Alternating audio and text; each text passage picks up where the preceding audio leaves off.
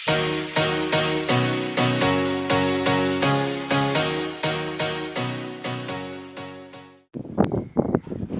Hello வணக்கம், welcome back to Tamil channel. ஆக்சுவலாக பார்த்தீங்க அப்படின்னா ரோஜா சீரியல் மூலமாக நம்ம எல்லாருக்கும் ஒரு ரசிகர் கூட்டத்தை சேர்த்தவங்க தான் யார் அப்படின்னா பிரியங்கா நால்கிரி. அவங்க பார்த்தீங்க அப்படின்னா 1 இயருக்கு முன்னாடி, அதாவது ராகுல் வர்மா அப்படின்ற ஒரு பிஸ்னஸ் மேனை மலேசியாவில் இருக்கக்கூடிய முருகன் டெம்பிளில் பார்த்தீங்க அப்படின்னா ரகசியமாக கல்யாணம் பண்ணிக்கிட்டாங்க. ஸோ அப்போ பார்த்தீங்க அப்படின்னா என்ன ரோஜா சீரியல் ஆக்ட்ரஸ்க்கு கல்யாணம் ஆகிடுச்சு, அதுவும் ரகசியமாக இருக்குது அப்படின்ற மாதிரி ஒரு பேசு பொருளாக இருந்துச்சு.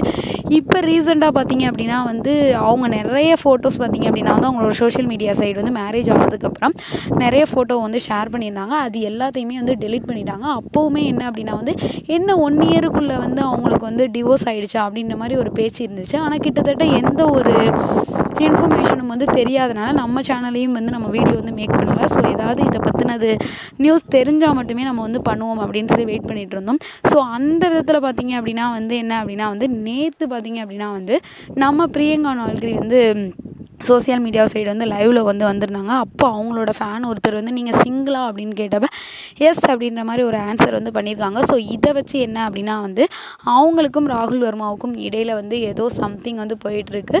ஸோ ஏதோ ஒரு இஷ்யூ போயிட்டுருக்கு. ஸோ டிவோர்ஸ் ஆகிடுச்சா இல்லையா அப்படின்றது தெரில.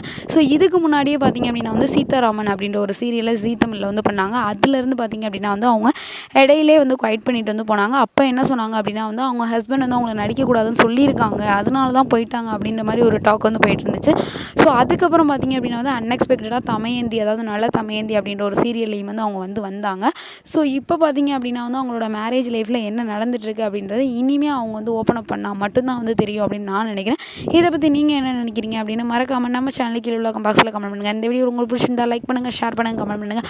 அப்படியே நம்ம சேனலை சப்ஸ்கிரைப் பண்ணிடுங்க. Okay, by. உங்களிருந்து விடைபெறுது உங்களுக்கான ஹராஜ்.